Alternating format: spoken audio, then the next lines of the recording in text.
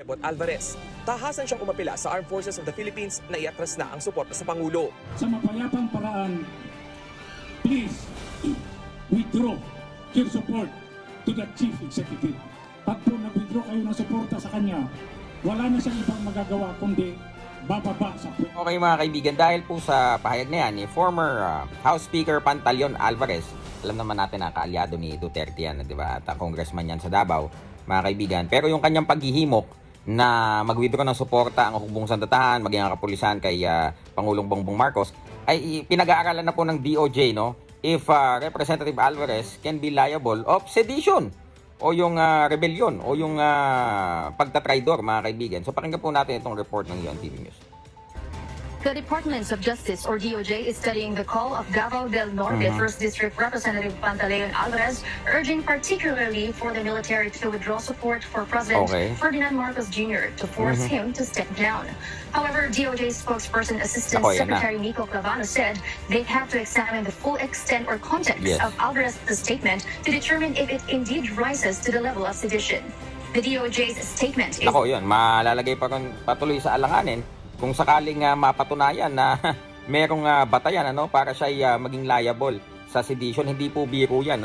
Pagka nakasuhan po siya ng ganyan, mga kaibigan, talagang madadagdagan pa ang kaalyado ni Duterte na talagang mapapersecute. Ewan ko ba sa kanila, hindi sila magdahan-dahan na magsalita, di ba? So, napaka pangit din naman kasi na himukin mo ang hukbong sandatahan at ang kapulisan ng isang bansa na bawiin ang kanilang suporta dito sa namumuno sa isang bansa, no? Ito pong si Presidente Bongbong Marcos, siya po ang Chief of Staff, mga kaibigan.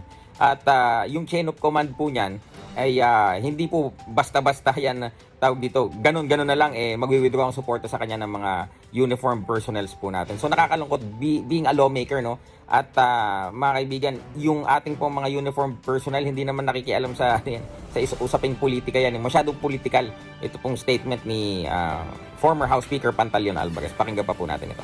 After a solemn urge them to file a sedition complaint against Alvarez, who is a known Duterte ally. Yes. Okay, so yun, abangan natin kung makikitaan nila ng batayan para maging liable o makasuhan ng sedition itong si former House Speaker Pantaleon Alvarez. Bakit po kasi ganyan? Maghinahinay po tayo sa ating mga sinasabi, maghulo-dili po tayo, wag po tayo padadala sa ating emosyon, para po hindi kayo nalalagay sa alanganin, tapos kung ano-ano namang sasabihin niyo. Kayo din kasi ang may kagagawan yan kung ano-anong sinasabi niyo. Diba? So yan mga kaibigan, yan tuloy.